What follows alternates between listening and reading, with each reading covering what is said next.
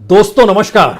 दोस्तों, क्या वाकई केंद्र के मंत्रिमंडल में फेरबदल करके जिन चेहरों को शामिल किया जाए उन चेहरों के आश्रय राज्यों में चुनाव जीते जा सकते हैं? जो चेहरे मंत्री बनाए जाएं उनकी जातियों पर खास तौर पर अगर पैनी निगाह रखी जाए तो फिर मंत्री बनने के बाद उस समुदाय विशेष के वोट क्या वाकई उस पार्टी को मिलने लगेंगे जिस पार्टी की सत्ता केंद्र में है और राज्य में वो चाहती है कि सत्ता बरकरार रहे या सत्ता उसे मिल जाए?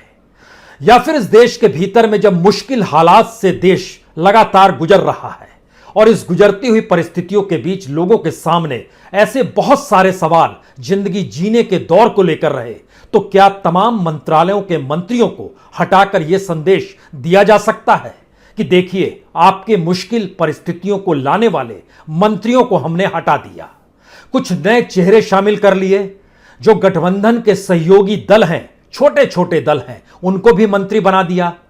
ये तमाम परिस्थितियां क्या वाकई मोदी सरकार के साथ फिट बैठती है?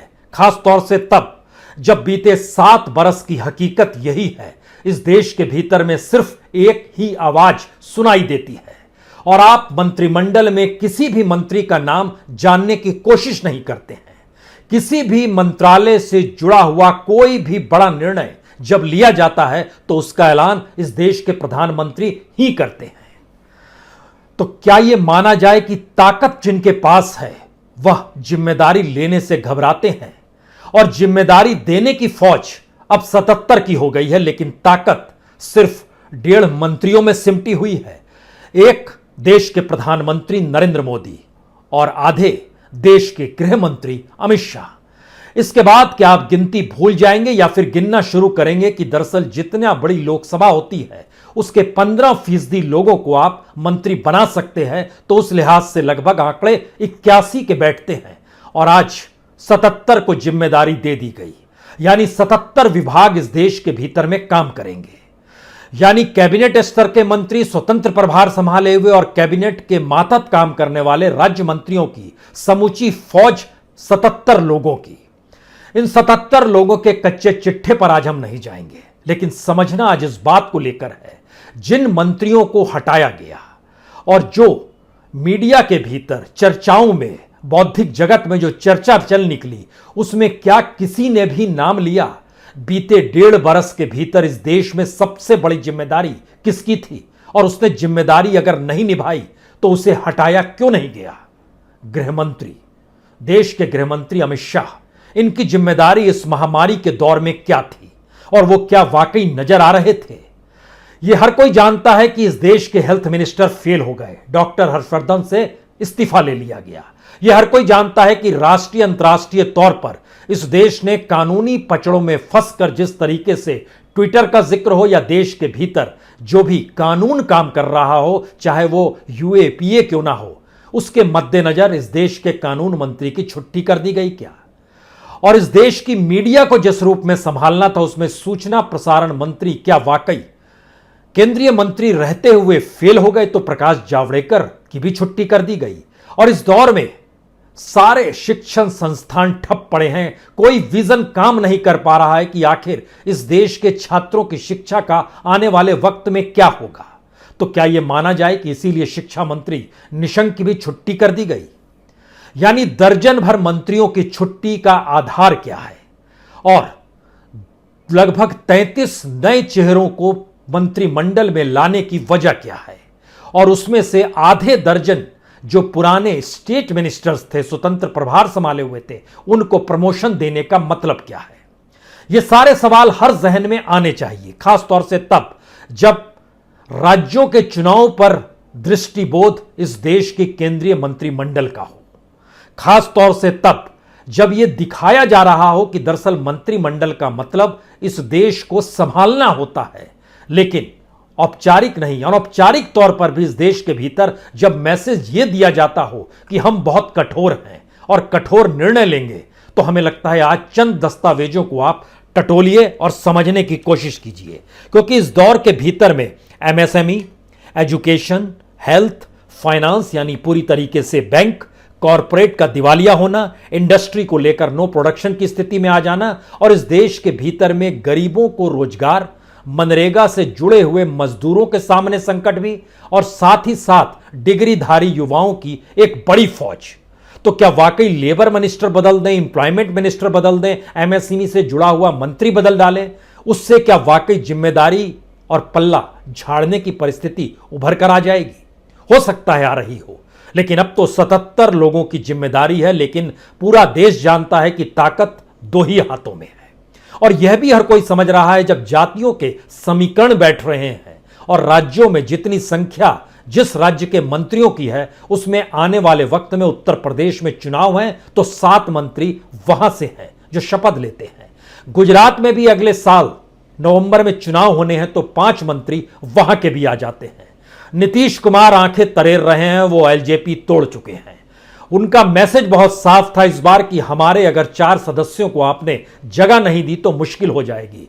यानी नीतीश अपने कद को बढ़ा रहे हैं, जानते समझते हुए कि कल तक वह इसलिए बीजेपी के साथ खड़े थे क्योंकि बीजेपी के जो नेता सुशील मोदी उनके साथ थे, वो कहीं ना कहीं बीजेपी को भी साधते थे और नीतीश कुमार को भी आगे बढ़ाते थे। लेकिन अब वो दिल्ली में है और मंत्री नहीं है, इस बार भी मंत्री नहीं बन पाए, और बीजेपी की जो टीम बिहार में काम कर रही है उसे साधना नीतीश कुमार के बाएं हाथ का खेल है। अपनी संख्या वो धीरे धीरे बढ़ा रहे हैं, और संख्या अगर नहीं बढ़ाएंगे और अगर वो अलग हो जाएंगे तो मोदी भी इस बात को समझ रहे हैं। यानी आने वाले वक्त में जब 2024 में चुनाव होंगे तो इस बात को वो समझ पा रहे हैं कि बिहार की 40 सीटें बड़ी मायने रखती है। वहां से बीजेपी के भी 18 सांसद हैं, 17 सांसद जेडीयू के हैं, 3 सांसद जो अब निकल कर आ गए वो एलजेपी के थे जो नीतीश के साथ हैं। तो नीतीश सांसदों की संख्या में भी अगर उनको साथ ले लेंगे तो उनकी संख्या 20 हो जाएगी। यानी नीतीश अपनी ताकत का इजहार जब कर रहे हैं तो इसका दूसरा मैसेज, क्या वाकई इन 7 बरस के बाद नरेंद्र मोदी कमजोर हो चले हैं? कमजोर का मतलब यह है वो जान चुके हैं सिर्फ उनके चेहरे के आसरे लोग वोट नहीं देंगे। वो समझ चुके हैं कि छोटे छोटे दलों को साथ लेकर केंद्र में मंत्री बनाकर शायद कुछ चीजें साधी जा सकती है, और आने वाले वक्त में चुनाव तो उन्हें जीतना है 2024 का। तो इसकी बिसात क्या तमाम राज्यों को लेकर बिछाई गई, और महाराष्ट्र के भी 4 मंत्रियों को वहां से जब शपथ दिलाई गई तो वो जान रहे हैं आने वाले वक्त में पता नहीं शिवसेना ने अगर वाकई साथ नहीं छोड़ा कांग्रेस और एनसीपी का, तब महाराष्ट्र में भी उनकी स्थिति बुरी गत वाली हो जाएगी। तो ऐसे में वह इलाकों को चुनते हैं, कोंकण से वह लेकर आते हैं राणे को, एक जगह से वो मराठवाड़ा के रीजन से किसी को चुनते हैं, कहीं से विदर्भ से चुनते हैं। ये सारी परिस्थितियों को वो मिलाते हैं और समझने की कोशिश करते हैं कि दरअसल तमाम जगहों पर अगर उनके नुमाइंदे उस जगह से केंद्र में मोदी सरकार में शामिल हो जाएंगे तो वह मोदी का चेहरा लिए हुए अपने अपने इलाके में प्रचार प्रसार करेंगे, और ना चाहते हुए भी वह जो भी प्रसाद अपने वोटरों को वहां पर बांटेंगे वह वोटरों को प्रसाद बांटने की एवज में उनको ही लाभ होगा। लेकिन एक दूसरा सवाल फिर निकलता है। संतोष गंगवार बरेली से आते हैं, बड़े लोकप्रिय हैं, 1989 के बाद से लगातार चुनाव जीतते चले आए हैं। उनको भी छुट्टी कर दी गई। क्यों छुट्टी की गई? क्योंकि जिस वक्त महामारी का दौर था और मरीजों को अस्पताल चाहिए, बरेली के लोगों को भी अस्पताल चाहिए था, ऑक्सीजन चाहिए था। उन्होंने निशाने पर योगी सरकार को लिया। योगी सरकार का मतलब था उसकी गूंज मोदी सरकार तक में सुनाई दी और उनकी छुट्टी कर दी गई। यानी किस तरीके से चेक एंड बैलेंस करने की परिस्थिति में 77 की फौज केंद्रीय मंत्रिमंडल के तौर पर तैयार है। जाहिर है जो मंत्री बन रहा होगा उसका चेहरा मुस्कुरा रहा होगा, जिनकी छुट्टी हो गई होगी उनके भीतर एक निराशा का भाव होगा। लेकिन मैसेज बहुत साफ है, जिसे चाहें जब चाहें जिस रूप में चाहें वो अपने आप को किसी भी रूप में हैवीवेट ना समझे। वह यह ना समझे कि आने वाले वक्त में वो मंत्री बना रह जाएगा। रविशंकर प्रसाद, अगर याद ना हो तो याद कीजिए, सेंट्रल हॉल में जब पहला भाषण प्रधानमंत्री मोदी ने दिया था उस वक्त उनकी आंखों से आंसू छलछला गए थे। उस वक्त सामने बैठा हुआ कोई शख्स अगर रोया था तो वह रविशंकर प्रसाद थे। हम जिक्र 2014 के मई जून का कर रहे हैं आपसे, और इतने बरस तक वो लगातार मंत्री रहे। प्रकाश जावड़ेकर लगातार मंत्री बने रहे। हर्षवर्धन को भी महत्व दिया गया, दिल्ली में भी महत्व दिया गया, पार्टी के भीतर भी महत्व दिया गया, मंत्री बनाकर भी महत्व दिया गया। उनकी भी छुट्टी हो गई। निशंक उत्तराखंड से निकल कर आए, पूर्व मुख्यमंत्री थे, उनको यहां पर एचआरडी मिनिस्ट्री और फिर शिक्षा मंत्री के तौर पर जब उन्हें बनाया गया तो एक लिहाज से उनकी पॉलिटिकल डेथ आज हो गई। ना वो उत्तराखंड लौट सकते हैं, ना वो पार्टी के भीतर किसी तरीके से अपने आप को आगे बढ़ा सकते, और ना ही केंद्र में मंत्री है। तो क्या वाकई सियासत का ये एक ऐसा खेल है मंत्रिमंडल विस्तार जिसके जरिए सबको जमीन दिखाई जा सकती है, या फिर दो संकट से मौजूदा मोदी सरकार गुजर रही है। एक 2024 का ताना बाना, उसे इस तरीके से बुनना है कि किसी भी हालत में अब हर प्रांत के भीतर के छोटे छोटे हिस्सों में जहां जिसकी पहचान हो, वो पश्चिम बंगाल का भी इलाका हो सकता है, पश्चिम बंगाल के लोगों को भी आज तरजीह दी गई, वहां से भी 4 मंत्रियों को बना दिया गया। यह तरजीह इसलिए दी गई क्योंकि आने वाले वक्त में 2024 में ममता बनर्जी जिस तेजी से आगे बढ़ रही है, और माना जा रहा है जो 70 विधायक बीजेपी के, उसमें से लगभग 2/3 तो निकलकर टीएमसी के साथ चले जाएंगे, तब हथेली खाली हो जाएगी बीजेपी की। लेकिन निशाने पर तो 2024 को रखना है, तो वहां जीत कैसे मिलेगी? बिहार में झुके नीतीश के सामने, बंगाल में प्राथमिकता दी यह सोचकर कि ममता बनर्जी हावी ना हो जाए, महाराष्ट्र को लेकर इसलिए आगे बढ़ चले हैं क्योंकि शिवसेना अपनी अलग राह को पकड़ चुकी है, उन्हें मुख्यमंत्री पद चाहिए, वो दे दिया गया है। इस बीच में हिचकोले खा रहे हैं, हमारे साथ आ जाओ तो मंत्री बना देंगे। लेकिन फिर इसके आगे का सवाल सबसे बड़ा आता है कि जिस एक्सपेंशन को लेकर बीते 3 दिनों से मीडिया के भीतर गूंज थी, बीते 1.5 महीने से कहा जा रहा था कि हर मंत्रालय की समीक्षा की जा रही है, तो सवाल है कि इस दौर में पेट्रोल महंगा हो गया, डीजल महंगा हो गया, महंगाई बढ़ती चली गई, लेकिन देश के पेट्रोलियम मंत्री पर कोई आंच नहीं आई। धर्मेंद्र प्रधान कहां से चुनाव लड़ें और कहां जीत जाएं, असंभव सी बात है, नहीं जीत सकते हैं चुनाव। दूसरी तरफ इस देश के भीतर में जो रेलवे को लेकर जहां पर बेरोजगारों को रोजगार देने की परिस्थितियां बनी, वहां भी रेलवे रोजगार नहीं दे पाया। मंत्री पीयूष गोयल हैं, उन पर भी कोई आंच नहीं आई। नितिन गडकरी को छूना मुश्किल है, राजनाथ सिंह का भी एक अपना कद है, उन्हें छूना मुश्किल है। इसके बाद निर्मला सीतारमण बची, वह एकमात्र ऐसी महिला है जो कि पहचान के तौर पर देश की फाइनेंस मिनिस्टर हैं, तो उनको अभी डिगाना ठीक नहीं है, क्योंकि अर्थव्यवस्था जब और डामाडोल होगी तब उन्हें बाहर निकाल दिया जाएगा, उनकी छुट्टी कर दी जाएगी और किसी दूसरे को ले आया जाएगा, किसी इकोनॉमिस्ट को ले आया जाएगा। होगा तो फाइनेंशियल कमीशन से ही ले आएंगे, वित्तीय आयोग जो है, होगा तो किसी अर्थशास्त्री को बना देंगे, जैसे एक इंडियन फॉरेन सर्विस के व्यक्ति को विदेश मंत्री बना दिया गया। और जो नौकरशाह होते हैं उनको मंत्री बनाने में बड़ा लाभ होता है, क्योंकि नौकरशाह रिटायर होने के बाद बिल्कुल अपने मालिक के पैरों पर रहता है। वो आईएएस हो, आईपीएस हो, आईएफएस हो, आईआरएस हो, कुछ भी हो। शायद इसीलिए हमने जब परखना शुरू किया कि आखिर कितने लोग हैं इसमें, 13 एडवोकेट हैं, 6 डॉक्टर्स हैं, 5 इंजीनियर हैं, 7 ऐसे नौकरशाह हैं जो आईएएस, आईपीएस, आईआरएस कुछ इस तरीके से नौकरशाही के साथ जुड़े रहे। यानी पढ़े लिखो की यह टीम है क्या? जबकि इस देश के भीतर में अर्थशास्त्र के तौर पर जानने वाले लोग जो इस देश के सलाहकार के तौर पर रहे, उनकी भी बात नहीं मानी गई। इकोनॉमी को अपनाते वक्त अरविंद सुब्रमण्यम, उसमें पहला नाम आप ले सकते हैं। तो सवाल यह नहीं है कि पढ़े लिखे सामने आए हैं या युवा सामने आए हैं, सवाल यह है निगाहों में क्या है और निशाने पर क्या है। अगर निगाहों में जातियां हैं तो फिर 27 ओबीसी मंत्री हैं इस मंत्रिमंडल के भीतर में। मुस्लिम वोट एक भी नहीं चाहिए, तो मुख्तार अब्बास नकवी साहब एक एसेंस के तौर पर मंत्रिमंडल में हैं, लेकिन उसके अलावे हमें नहीं चाहिए, क्योंकि हम हिंदू वोट को एकजुट करना चाहते हैं और हम हिंदूवादी पार्टी हैं। यह मैसेज इस देश की सरकार देती है मंत्रिमंडल के जरिए भी। और ओबीसी 27 की संख्या है कि इस देश के भीतर में ओबीसी प्रधानमंत्री है, इसका पहली बार जिक्र इस देश में किसी ने किया तो इसी काल में किया गया जब देश के मौजूदा वक्त में गृह मंत्री, उस वक्त बीजेपी के अध्यक्ष हुआ करते थे अमित शाह, उन्होंने कहा था इस देश में ओबीसी प्राइम मिनिस्टर है। तो ओबीसी का वोट बैंक कितना बड़ा उत्तर प्रदेश में और इस देश के भीतर कितना बड़ा, यह आकलन करते रहिए। जब चुनाव का जिक्र होगा तब किया जाएगा, लेकिन यह सबसे बड़ा तबका है, तो 27 मंत्री ओबीसी से आते हैं।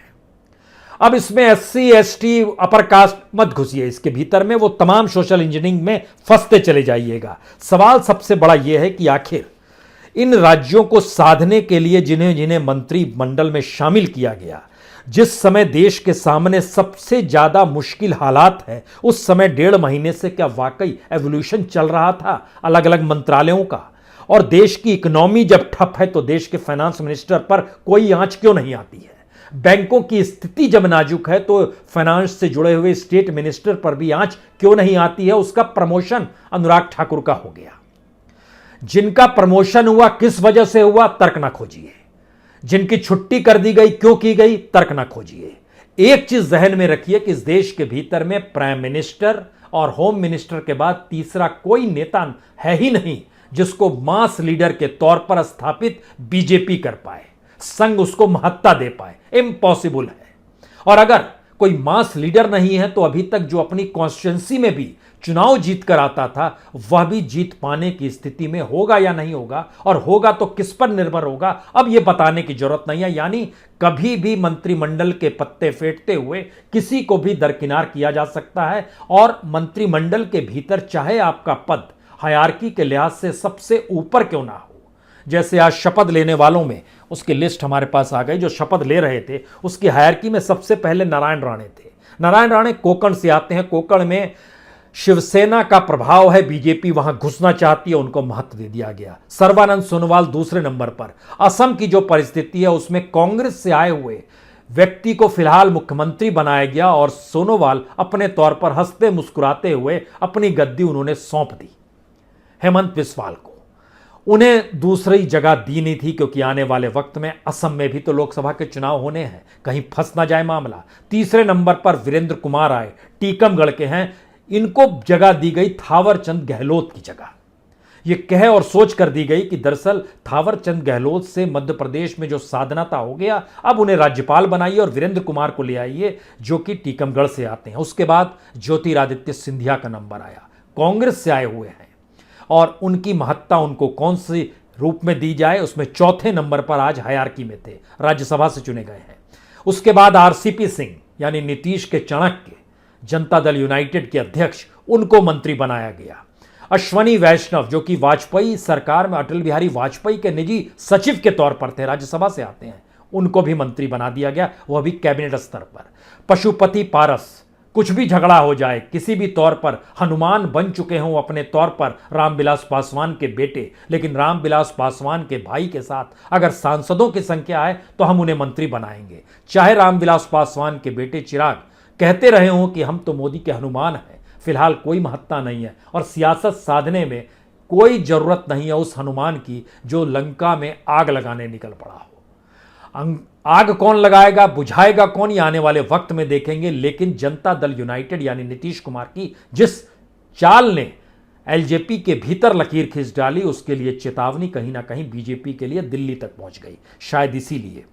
और इस प्रक्रिया के भीतर में जिनको भी आगे बढ़ाया गया उसमें सबसे बड़ा नाम भूपेंद्र यादव का, जो संगठन के तौर पर एक लिहाज से जिस समय अमित शाह अपने तौर पर अध्यक्ष थे उनके साथ खड़े रहते थे, फिलहाल वहां पर परिवर्तन हुआ और अब जेपी नड्डा हैं तो भूपेंद्र यादव को वहां से ले आकर अब मंत्री बना दिया गया, वह भी कैबिनेट स्तर का।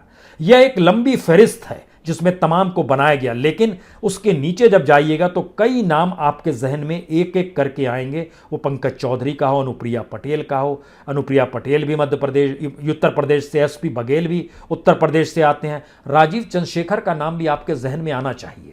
कहते हैं राजीव चंद्रशेखर ने एक चैनल को खड़ा किया, वो चैनल सिर्फ इस देश की सरकार के लिए बना, बड़े जोर से चिल्लाता है, बड़े जोर से बोलता है। उस चैनल को किस रूप में खड़ा किया जाए, इसके पीछे जो पहला पैसा लगा वो राजीव चंद्रशेखर के जरिए ही लगाया गया। हालांकि बाद में उन्होंने तमाम स्टेक्स उस चैनल वाले को दे दिए और अब वो सब कुछ साफ हो गया, तब वो मंत्रिमंडल में आकर अब राज्य स्तर के मंत्री के तौर पर उनकी उपस्थिति दर्ज करा दी गई है। इस फहरिस्त में एक एक नाम जब आप देखना शुरू कीजिएगा तो कुछ नाम आपको चौंकाएंगे भी, और इसलिए चौंकाएंगे क्योंकि आपने सुना ही नहीं होगा इन नामों को मंत्रिमंडल में क्यों शामिल किया जा रहा है, किस रूप में किया जा रहा है। और इसको जब शामिल किया जा रहा है तो जैसे मतुआ समुदाय के शांतानु ठाकुर वेस्ट बंगाल से आते हैं, आप कहेंगे अच्छा इनको भी शामिल कर दिया गया।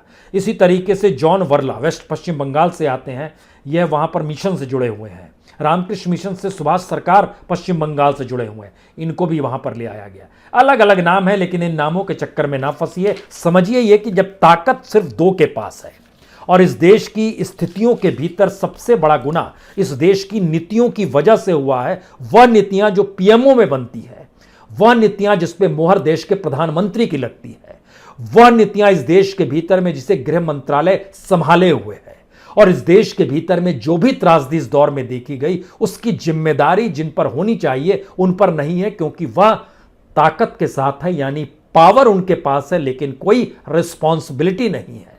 और अब जो 77 लोग मंत्रिमंडल में हैं तो सबको रिस्पॉन्सिबिलिटी है लेकिन पावर उनके पास नहीं है। तो पावर विदाउट रिस्पॉन्सिबिलिटी और रिस्पॉन्सिबिलिटी विदाउट पावर, यह खेल सियासत का ऐसा है जिसमें राजनीतिक जमीन किसकी कहां कब काट दी जाए पता ही नहीं चलेगा, और जब पता नहीं चलेगा तो उसमें खुद ब खुद आपकी ताकत आगे बढ़ जाएगी। लेकिन आखिरी सवाल, क्या वाकई ये मोदी सरकार के लिए आने वाले वक्त में खतरे की घंटी तो नहीं? जब आप मैसेज अपने पार्टी के भीतर के उन नेताओं को 7 साल तक पाल पोस कर बड़ा करते हैं, कद बड़ा करते हैं, उनके इर्द गिर्द जो मंडली बनती चली जाती है और मैसेज उसके बाद ये दिया जाता है अब आपकी जरूरत नहीं, अब दूसरे की जरूरत है, उनको वक्त दिया जाए, उनको पनाह दी जाए, उनको जिम्मेदारी सौंपी जाए, तो ऐसे में धीरे धीरे हर के जहन में यही तो सवाल उभरेगा कि उसकी उपयोगिता सिर्फ और सिर्फ ऊपर बैठे हुए एक शख्स के इशारे पर टिकी हुई है। और अगर ऐसा है, जिसको शायद अब उत्तर प्रदेश चुनाव के वक्त आरएसएस समझ चुकी है, और इसीलिए आरएसएस का पूरा ताना बाना 2024 के मद्देनजर उत्तर प्रदेश के चुनाव पर आ टिका है, जहां पर वो चाहती है चेहरा कौन हो, जहां पर वो चाहती है संगठन किस रूप में काम करे, जहां वो चाहती है कि किस रूप में किसको जिम्मेदारी दी जाए और ताकत भी दी जाए। और मैसेज आरएसएस के भीतर से क्या वाकई निकलना शुरू हो गया है? और अगर निकल रहा है, और अगर यह संदेश बहुत साफ है कि 2024 तक तो तभी पहुंच पाइएगा जब 2022 में आगे बढ़ जाइएगा, तो फिर आखिरी दृष्टि आपको इस दिशा में डालनी ही होगी जहां पर जिनके इस्तीफे लिए गए उनके नाम, उनके मंत्रिमंडल को एक बार आकलन कीजिए और समझने की कोशिश कीजिएगा, जिनके हथेली पे अब यह मंत्रिमंडल सौंपा जाएगा क्या वो वाकई स्वतंत्र तौर पर काम करते हुए नजर आएंगे, और जो थे क्या वो नजर आ रहे थे? यह किस रूप की हिमाकत है या किस रूप का मंत्रिमंडल है? तो आखिरी कमेंट, पहली बार इस देश के भीतर में मंत्रिमंडल विस्तार भी एक इवेंट में तब्दील हो गया। कहते हैं सरकार इवेंट मैनेजमेंट करना जानती है और प्रधानमंत्री मोदी इसमें हुनरमंद हैं सबसे ज्यादा। तो मंत्रिमंडल विस्तार हुआ, लेकिन मंत्रिमंडल की उपयोगिता और मंत्रिमंडल के भीतर चुनाव या राज्यों में समुदायों के चुनाव में वोट पाने से हटकर कोई देखने को अगर तैयार नहीं है तो फिर किसी को कोई भी विभाग दे डालिए, उसका क्या महत्व होगा, यह सोचिए जरूर। बहुत बहुत शुक्रिया, बहुत बहुत शुक्रिया।